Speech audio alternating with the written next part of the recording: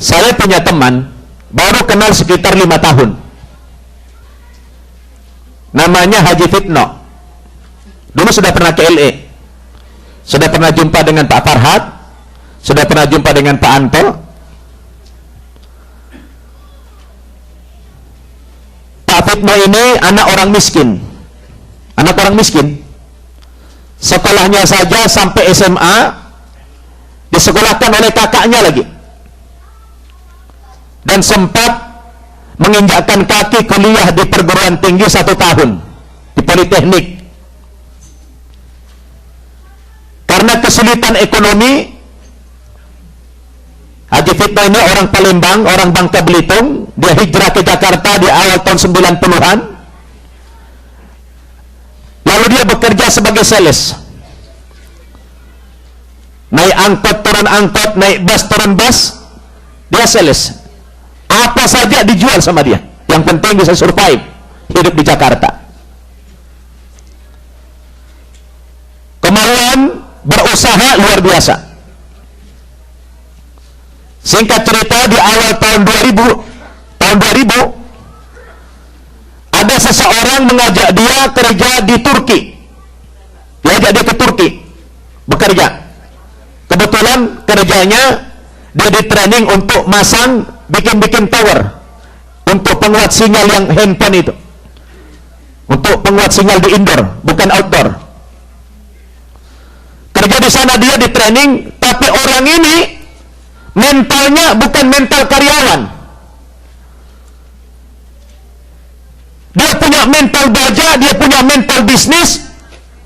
Setiap pekerjaan yang dia geluti, dia pelajari, dia nikmati, dia tekuni, dan dia dapat ilmu. Dia bekerja 3 tahun.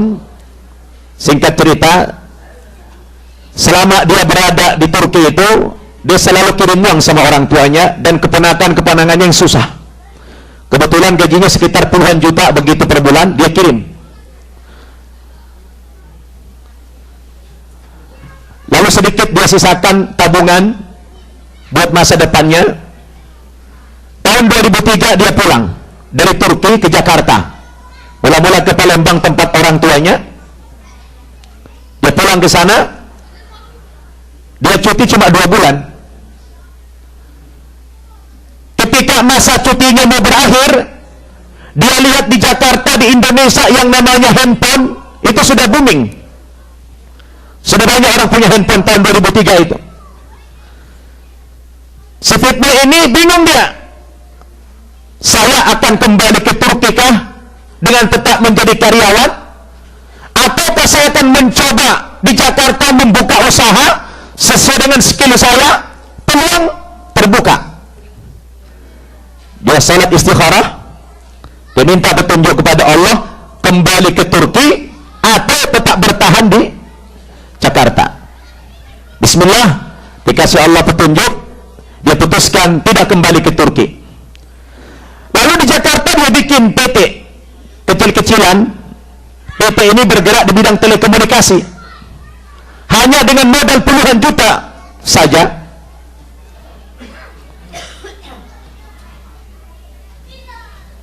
Lalu setelah dia buka PT ini, dia coba cari proyek ke provider, Indosat, Telkomsel, XL, dan sebagainya. Dia punya keahlian bisa bikin tower BTS yang penguat sinyal indoor. Bismillah. Tapi orang ini tiap hari sedekah terus. Kepada siapa saja sedekah. Dan itu sudah menjadi budaya hidup dia. Akhirnya setelah 6 bulan, kebetulan dapat proyek 1 dari Indosat. Setelah 6 bulan, ayah kandungnya bilang sama dia, Pip, ayah kan sudah tua, kalau kamu punya rezeki, ayah pengen kali pergi haji. Ayah sudah sakit-sakitan, pengen kali pergi haji. Kalau kamu punya rezeki, tolonglah hajikan ayah, katanya. Fitno ini bingung, uang baru puluhan juta untuk modal usaha, ayah kandung minta haji, proyek baru dapat 1. Tapi berbekal keyakinan, dia yakin dengan janji Allah. Allah mengatakan dalam hadis qudsi, ana inda zanni abdi bi. Saya ini, kata Allah, sangat bergantung kepada prasangka hambaku saja. Kalau hambaku itu punya prasangka yakin baik, aku akan seperti itu. Sebaliknya, kata Allah. Bismillah, langsung dia daftarkan ayahnya ke Travel WNH Plus. Saat itu tahun 2003 belum waiting list. Daftar sekarang bisa berangkat. Masih gampang kalau WNH Plus. Berangkat. Apa yang terjadi Bapak Ibu?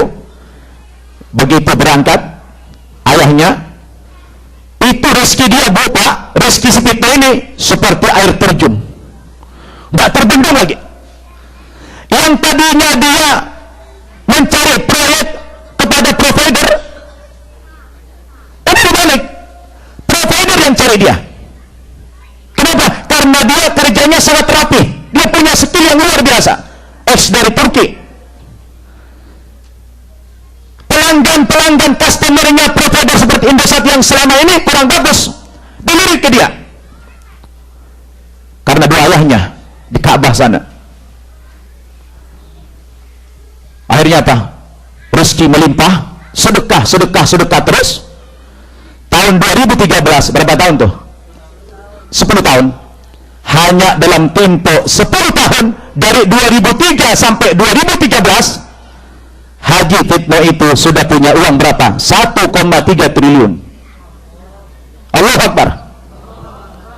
1,3 triliun dalam tempo 10 tahun. Coba ibu bapak saya tanya, ada nggak pengusaha, pebisnis dengan modal puluhan juta, berusaha 10 tahun langsung punya uang triliunan rupiah? Ada nggak?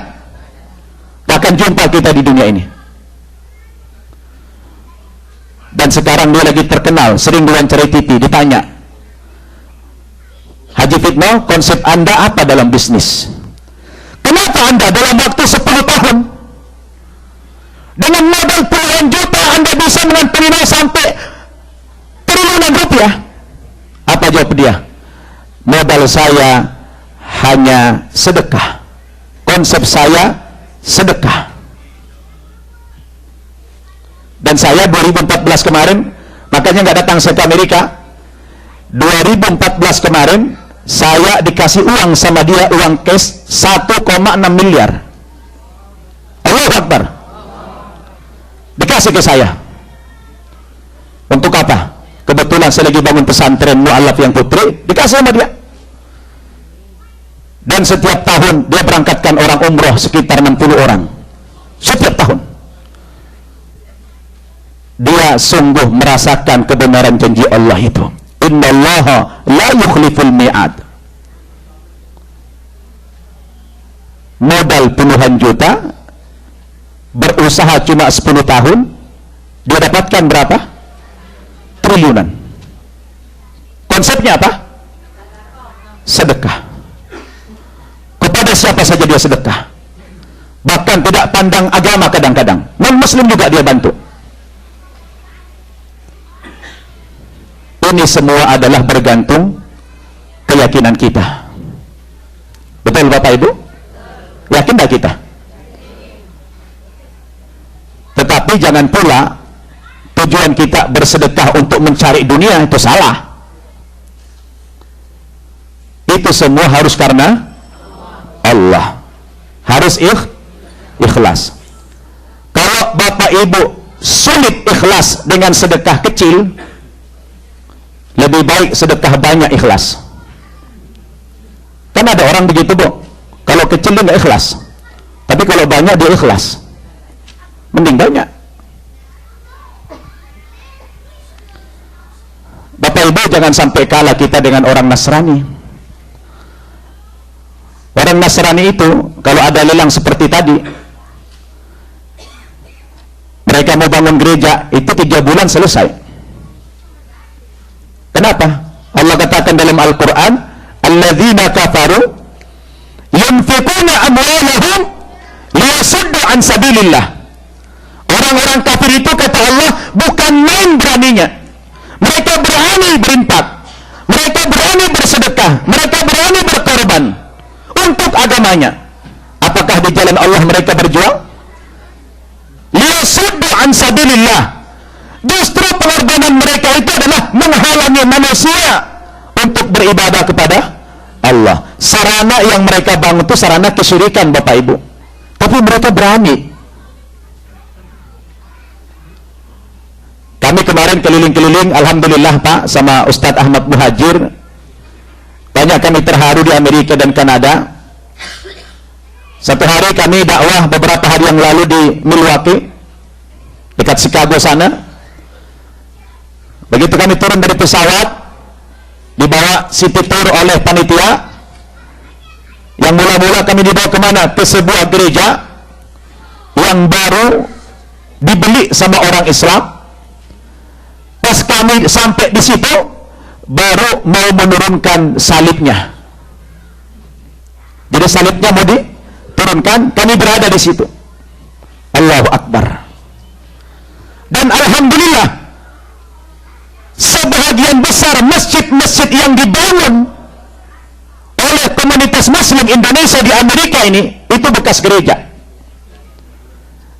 Itu yang di Houston, bekas gereja. Imam Center di Washington DC, itu bekas gereja. Dan ini juga yang di LA ini mudah-mudahan juga bekas gereja. Amin. Sehingga Bapak Ibu kita dapat dua pahala.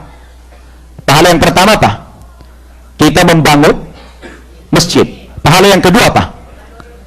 Kita rubah tempat kesyirikan itu menjadi sarana ibadah kepada Allah Subhanahu wa Ta'ala. Tadi kita sudah digugah oleh guru kita Dr. Rusli dan sudah dibagi kertas untuk komitmen kita. Yang terpenting jaga niatnya, ya. Cerita saya yang tadi ini sekedar memotivasi kita semua untuk lebih yakin dengan janji Allah Subhanahu wa Ta'ala. Bapak Ibu, waktu maghrib sudah terlewatkan. Nanti habis sholat maghrib akan ada fundraising lagi oleh guru kita Dr. Daud Rashid. Sementara sekian dulu dari saya. Mari kita tutup dengan doa kafaratul majlis. Subhanakallahumma wa bihamdik, asyhadu an la ilaha illa anta, astaghfiruka wa atubu ilaik. Wassalamualaikum warahmatullahi wabarakatuh.